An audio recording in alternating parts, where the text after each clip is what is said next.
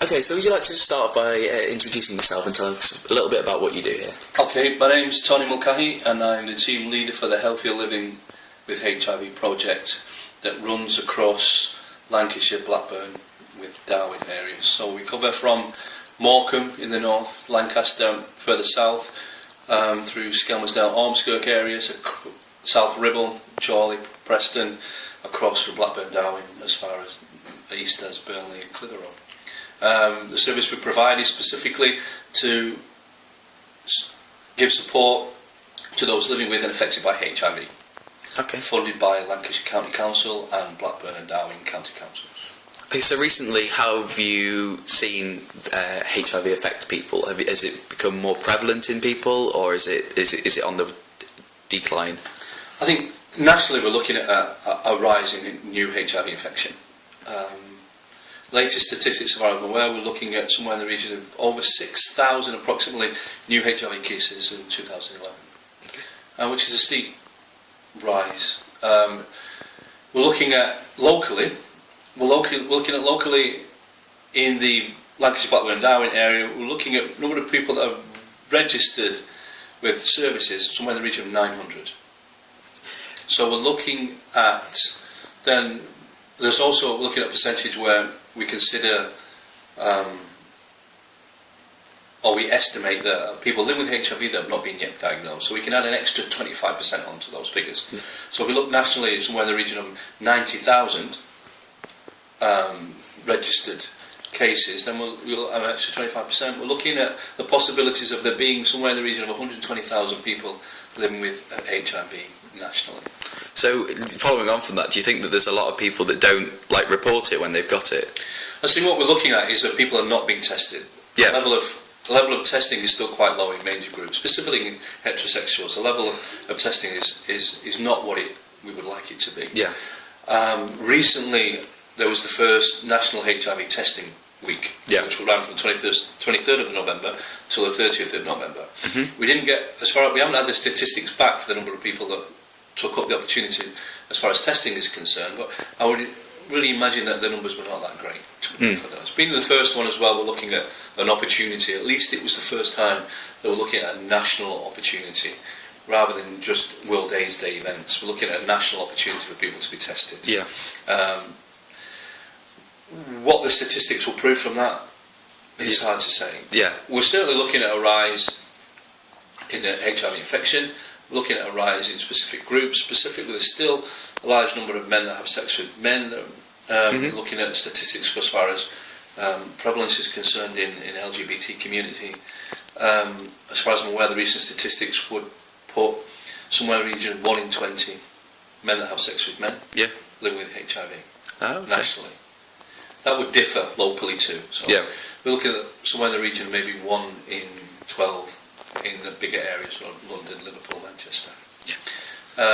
It still affects specifically groups. We're looking at Black African communities specifically.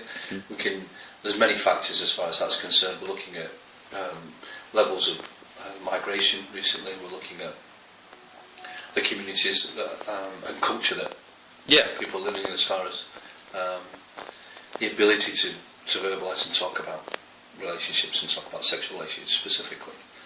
So some information is quite difficult to ascertain. Locally, again, we're looking at there being a steady rise across the area. What we are looking at also is a rise in heterosexual infection. Until recently, the majority of heterosexual infection would have been contracted outside the UK. But now we're getting to a stage where we're looking close to 50% of heterosexual infections are within the UK. So that's quite a marked increase. But generally, we're looking at rising levels of HIV infection nationally and locally. So, in regards to stigma, how do you think the stigma has changed? Do you think the stigma has changed over time, or do you think that it's relatively the same as it was back in the 80s or back in the 90s? I think, unfortunately, if we look at the campaign from 1986, the Don't Die of Ignorance campaign, even though it was, at the time, perhaps it was in context, but certainly there's been nothing on the same level, on the same scale since then. As far as I'm aware, the government spent somewhere in the region of £29 million in 1986-87 on that campaign. However, their statistics for HIV prevention and campaigns for last year, as far as I'm aware, was somewhere in the region of 2.9 million. So we look at the difference, obviously, and that I'm sure as far as government statistics, they'll say, well, that was targeted on specific groups, but nationally there hasn't been the same emphasis, there hasn't been the same level of communication and information since 1986. Most groups that work in HIV organisations will have their own campaigns, and we will work and working with local organisations and working in your local area. Nationally, there's some organisations that do that, but there's not been any sustained or marked campaign directly since that, as far as I'm aware, since '86. And it's time, really.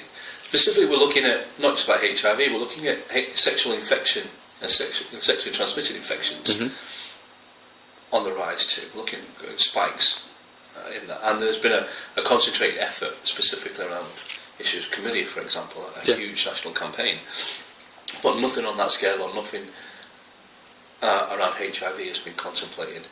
There is work in progress, and as far as the white paper is concerned, and work done specifically by Lord Fowler and the committee as far as an opportunity to look at a greater, wider campaign nationally, but we'd expect hopefully something to come in the next year.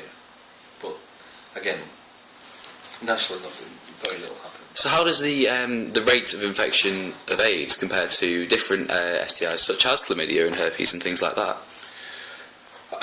We're looking at an issue as far as sexual infection has spiked, and so there's a relationship between, because we're looking at approximately somewhere in the region of 95%, because say 99%, 95% of HIV infection is transmitted sexually.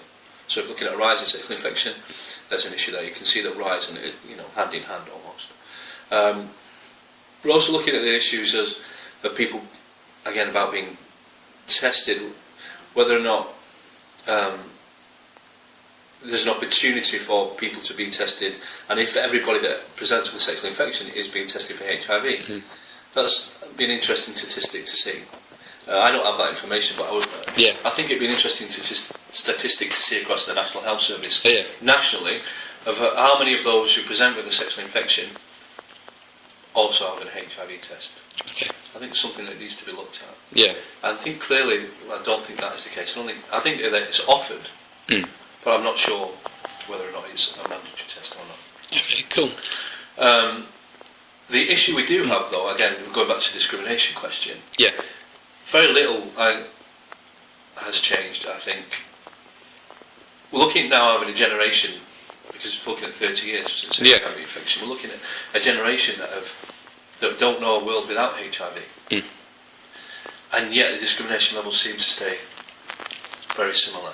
The issue with discrimination directly is the barrier that it forms for people to access services and access testing, and for people to disclose their status. Which in itself is a major issue. For people the number of people not being tested because of the discrimination because of discrimination, it's really quite prevalent, even in society today, which is quite strange considering how far we've come with many other issues. It's much easier for somebody to disclose the fact that they may have cancer or other life-threatening issues rather than HIV. It's still a major issue. And that, again, that's the barrier to service. It's a barrier to receiving service, a barrier to being tested. It's a barrier to receiving social care services and support after diagnosis. Which in itself is a preventative issue, because then we can look at prevention of onward infection. So we're looking at discrimination as far as employment is concerned. We're looking at discrimination in most walks of life. The clients that I deal with, and I have a number of clients who are looking at issues as far as I have one client we're working towards the employment tribunal because of discrimination suffered at work. We're looking at people who, because of the communities they come from, are not able to disclose, are not able to receive the services that they really need. We're looking at, because of that, we're looking at late diagnosis. We're looking at a higher level of late diagnosis, where people have been diagnosed at a level where they become seriously ill. Rather than testing at being able to test at an earlier date, so that with medication and services are available to prevent them reaching that late stage. And again, I think discrimination and the stigma around HIV is one of the major reasons as far as late diagnosis is concerned. Yeah. We're also looking at lack of education locally in healthcare, possibly around GP specifically, about recognising those indications as far as an advanced HIV infection is concerned. Yeah. So there's a lot that needs to be done. Do you think that a lot of the discrimination around it... Well, I was talking to Alex Ray, the chairman of the LGBT Society at UCLan, who was my other interview for this, and he was talking about the fact that it's, in inverted commas, it's not okay, but it's one of the okay things that people joke about in society. What do you think about this? Like, it's not okay to do it, but people sometimes see it as more okay to joke about it than other things. I think when we're looking at jokes or trying to find some, I think it's about acceptance of the HIV as an important issue within the community. Often people, I think jokes are made about things that because of lack of knowledge, and it's a joke because of it comes from fear often. And so that may be where they're coming from. We're also looking at issues where it would be considered to be from already marginalised groups are the most affected. So we're looking at people who are already part of marginalised groups, who are already part of groups in society that are discriminated against. Yeah. As well, on top of that, possibly with HIV infection.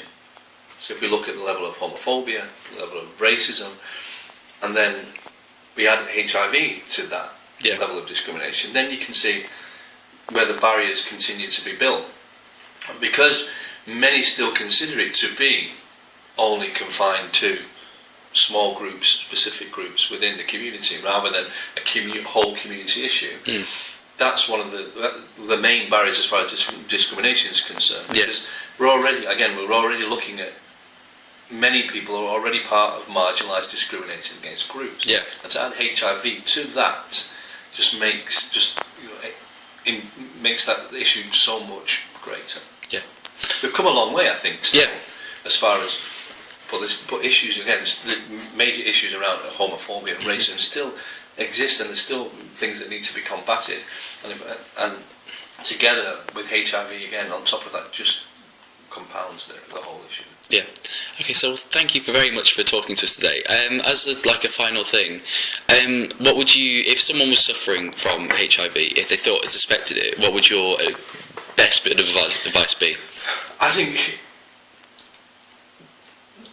the most important thing is to look for service. Every service throughout the country, no matter where you are, services are free and confidential. The services, there's lots of issues around the NHS and their ability to provide the services necessary, but in my experience, specifically locally, the services for those living with HIV locally, clinical services are excellent, second to none. The services are there, services are available, support services are available, but it's about taking that first step, which is a difficult one, to be tested. It's about being tested, and even just for the generally, it's about knowing what your HIV status is, whether you're at risk or not, and being able to deal with the consequences of whatever that might be. It's about finding support. It's about looking in the right places for support, and it's a very difficult issue. I think, and it's about getting the right support at the right time, and it's about being tested.